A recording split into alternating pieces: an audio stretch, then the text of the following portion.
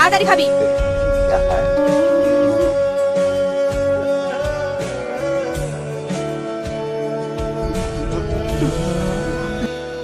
এখনো খাওয়া হয়নি? ওর খাওয়ার জন্য সারাদিন বসে থাকবো নাকি? আমার আর অন্য কোনো কাজ নয়। তোমরা সবসময় ওর সঙ্গে এমন করো কেন বলো তো? তোমার কথা তোর জায়গাতে হবে না। নিজে যে কাজ আছে তা করো। কাঁদিস নি বাপ। দিনে ক প্যাকেট বিড়ি লাগে? শরীরের প্রতি একটু খেয়াল রাখতে হবে তো। ধূমপান করলে শুধুমাত্র শরীরের ক্ষতিই হবে, ভালো কিছু হবে না। আগে ধূমপান বন্ধ করো। এই নাও। সেরা নীলা, ছোট থেকে আমার অনেক স্বপ্ন। বড় আমি নার্স হব। আজ আমার বাবা মা সে স্বপ্ন পূরণ করছে। আমি কখনোই ভাবিনি এমন একটা কলেজে আমি ভর্তি হব। ওর বাবার অনেক ইচ্ছে ও নার্স হোক। স্যার, আপনি আমাকে ডেকেছেন? হ্যাঁ, দেখো নীলা, আমি তোমাকে এই বছর এক্সামে বসতে দিতে পারছি না, কারণ তুমি এখনো নার্সিং কোর্সে কোনো ফিস জমা করো। স্যার, আমাকে কিছুদিন সময় দিন, আমি এর মধ্যে ফি জমা করে দেবো। তাহলে আমাকে আপনারা ভেঙে দেবেন স্যার।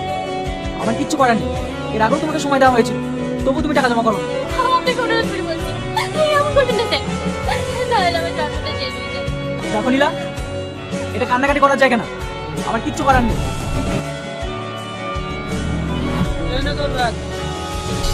আমাকে বাজার করতে পারলাম, সেই টাকাটা তুমি মদ খেয়েছো? হ্যাঁ, খেয়েছি, বেশ করেছি। করেছে গো, বাড়িতে যা হাত কাছে কিছু নাই, সেদিকে তো তোমার কোনো চিন্তা নাই। এখন আমি নামাজ নাই বা বলবো কি? আমি এগুলোকে কে দিয়ে কাটাবো কি? আমি কিচ্ছু জানি না, সংসার তুই দেখা। বাড়িতে কি মেয়ে আছে, তারা যে বিয়ে চুক হয়েছে। এবার সারা কোন দিলে পড়ে দিচ্ছে, এবার তো কোন ছেলে বা বিয়ে দেবে, ঠিক লোকের মনে নয়। তোমার মনে নয় না, আমি কি মেয়ে শাশুড়ি বিয়ে দিলে এসেছি নাকি? কত ভালো ভালো ছেলে ধরে কাজ করছি, তোর মেয়েকে বললা ভালো ভালো ছেলে ধরে যা। তোমাকে তো লোকটাকে বাপের দায়িত্ব নিতে হবে, তোমাকে এই সংসারের দায়িত্ব নিতে হবে না। আমরা বিয়ে হয়ে জন্য যদি তোমার কাছে বোঝা মনে হয়, তোমাকে এই বোঝা দায়িত্ব হবে না। খেতো না বাবা, আজ থেকে তোমার এই মেয়েরাই সংসার চালাবি। যেদিন থেকে আমরা বাপের ঘরে জন্ম নিয়েছি, সেদিন থেকে আমাদের সব শেষ হয়ে গেছে। কিরে, তোর মন খারাপ কেন? তো সবই বলেছি বাড়ির সমস্যার কথা, আমার একটা কাজের ভীষণ প্রয়োজন। কেন? ওকে যে নাম্বারটা দিয়েছিলাম ফোন করিসনি? না, করা হয়নি। ফোন করিস, ওদের একটা কাজের মেয়ে খুব দরকার। ঠিক আছে।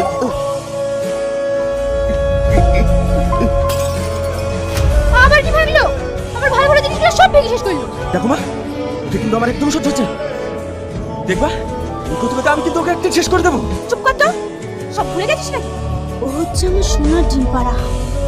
ওকে যত বাঁচিয়ে রাখবো, ততই ডিম পাবো। শোন, কিছু পেতে হলে কিছু দিতে হবে, খেয়ে নে। এক কাজ কর, কাজের লোক দেখ যে সব সময় ওর খেয়াল রাখবে, তাহলে আর আমাদের ঝামেলা পোহাতে হবে না।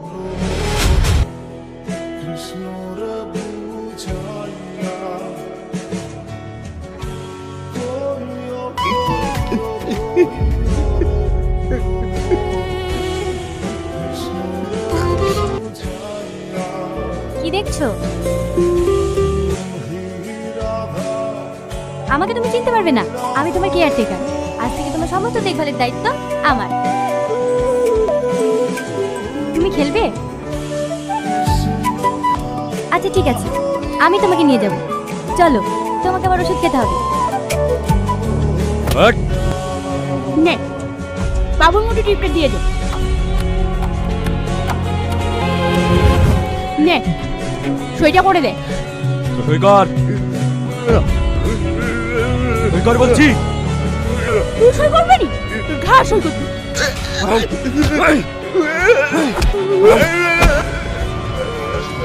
ছেড়ে দে ওকে, চ।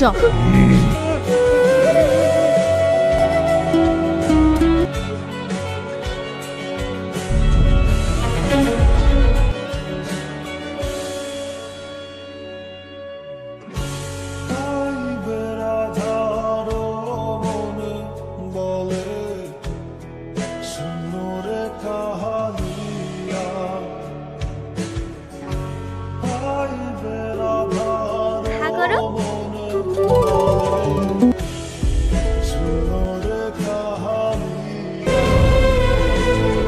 কেঁদো না, এখন থেকে তোমার যা মন চাইবে সব আমাকে বলবে, ঠিক আছে?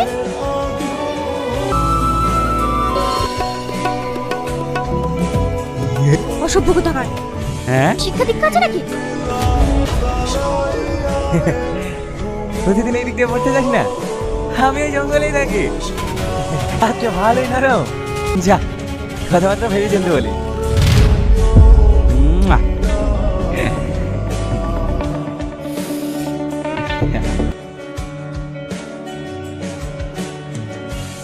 তুমি খেলবে? তুমি পারবে, তুমি ওদের থেকে ভালো পারবে। মারো। বাহ, ও তো আগের থেকে অনেকটা সুস্থ মনে হচ্ছে। হ্যাঁ, আগে থেকে অনেকটাই সুস্থ। বাইরে আসতে চাইছিল, তাই নিয়ে আসলাম। খুব ভালো করেছে, ছেলেটাকে সুস্থ করে তোলো। ওকে দেখে ভীষণ মায়া হয় তো। তোমার মতো চেষ্টা চালিয়ে যাচ্ছি, বাদ বাকি ওপরালা হাতে। এই নীলা, বল না, ছাড়, আমি কাজে যাব। কি এমন করছিস কেন বলতো? আর কদিন বাদ দিয়েই তো আমাদের বিয়ে হবে। শুধু স্বপ্নই দেখে যা, বাস্তবে কোনোদিন পূরণ হবে না। কেমন আছো এখন? এর থেকে অনেকটা ভালো আছি। কালকে তো ফুটবলও খেলেছি। তাই নাকি? খুব ভালো। ওষুধগুলো টাইম মতো খাওয়াবে। দেখ, তাড়াতাড়ি তোমাকে সুস্থ হতে হবে। আগের থেকে তুমি অনেক ভালো আছো।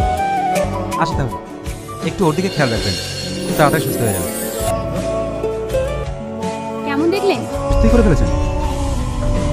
কালকেটা কুমির কিন্তু আপনি নিয়ে আসছেন। ওর জন্য আমাকে দায়ী করবেন না। খুব ভালো করে জানো আমি চাই না ও সুস্থ হোক। আর তাছাড়া আপনি যে মেডিসিনগুলো দিয়েছিলেন সেগুলো তো আমি টাইম মতোই দিই। কোনো রোগ আছে? এইসব মেডিসিন দিয়ে কি লাভ? ওর জন্য যে মেয়েটা রেখেছেন এই তো সুস্থ করে চলছে। এখন কি উপায় সেটা বলুন।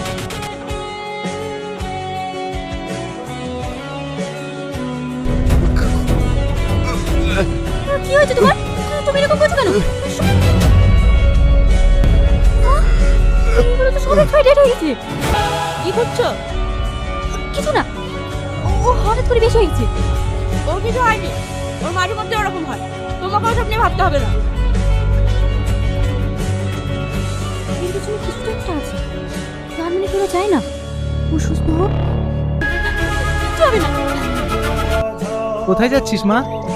গেল, এই ওষুধগুলো এক্সপায়ারি ডেট হয়ে গেছে, তাই ওষুধ আনতে যাচ্ছি। আমি তো বাজারের দিকে যাচ্ছি। দে আমাকে দে, আমি নিয়ে আসছি। তাহলে আমাদের দুজনের বিয়ে হচ্ছে। তোকে কতদিন বলবো তুই আমাকে ডিস্টার্ব করবি না? দেখ, আমি তোকে ভালো ভালো বলছি, তুই আমার পিছু ছেড়ে দে, নাহলে কিন্তু আমি থানায় যাবো। আরে রাগ করছিস কেন? আমার দুটো টুকটুকি আছে, দিনে 1000 টাকা ইনকাম করি। তাছাড়া বিয়ের ব্যাপারে তোর আমার সাথে সব কথাই হয়ে গেছে। আমি কাকে বিয়ে করবো সেটা আমি ঠিক করি, অন্য কেউ না। আমার সাথে বিয়ে দেবো বলেই টাকা দিয়েছি। আমার বিয়ের ব্যাপারে তোমাকে ভাবতে কে বলেছি?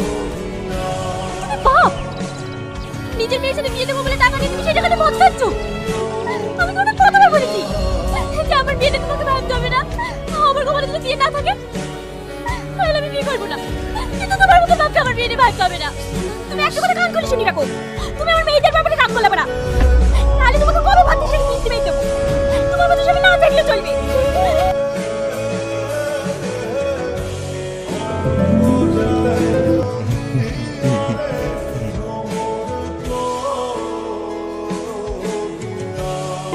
তুমি আমাকে ভালোবাসো? কিন্তু মাথা খারাপ হয়ে গেছে। আরে আমি তোমাকে সেবা করে শুধুমাত্র টাকার জন্য, টাকার অন্য কিছু না। আর তুমি এটাকে ভালোবাসা ধরে বসে আছো। তুমি ভাবলে কি করে যে তোমার মতো একজন হ্যান্ডিক্যাপকে আমি ভালোবাসবো, যে কথা বলতে পারে না, যে চলতে পারে না? তুমি কি ভেবেছো তোর মতো হ্যান্ডিক্যাপের সাথে সাথে আমার জীবনটাকে হ্যান্ডিক্যাপ বানাবো? ঠিক আছে।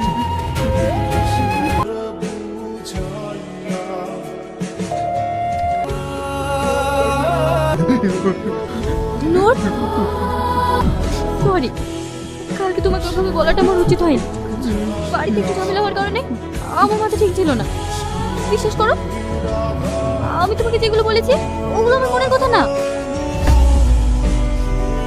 আমি ভালো নেই গো, আমি হাজার অশান্তির মধ্যে থাকি, তাই তোমাকে রাগ দেখে ফেলেছি।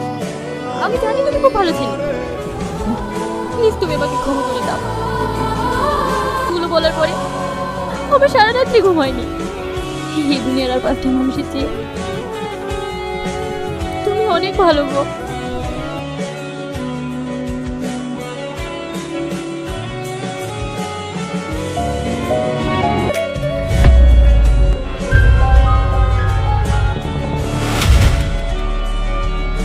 পেশেন্টটা সালমোনেলোসিস রোগে আক্রান্ত। পেশেন্টকে দেখে কিছু বুঝতে পারছো? একে স্লো পয়জন করা হয়েছে। দিনের পর দিন ওর শরীরে ব্যাকটেরিয়া প্রবেশ করানোর কারণে ও আজ বিকলম্ব হয়ে গেছে। স্যার, এটা কিভাবে সম্ভব? হয়তো ওর ফ্যামিলিরই কেউ এটা করেছে। এই অবস্থার জন্য ওই ফ্যামিলির লোকে দেয়, ওরাই ওকে মারতে চায়, কিন্তু কেন? তুমি একটু শান্ত হও। আমাকে কি করতে হবে বলো, আমি সব করবো। ওদের সুস্থতার পেছনে প্রধান হাতই হচ্ছে ওই মেয়েটা। মেয়েটা যদি জানতে পারে ও 2000 কোটি টাকার মালিক, তাহলে ওই মেয়েটা ওর কোনোদিনই সাথ ছাড়বে না। আমি তো ওই মেয়েটাকে বলে দিই তা থেকে আর তুই কাজে আসবি। আমি ডাক্তারকে বলে দিচ্ছি ওকে ইঞ্জেকশন দিয়ে যেন প্যারালাইজ করে ফেলে।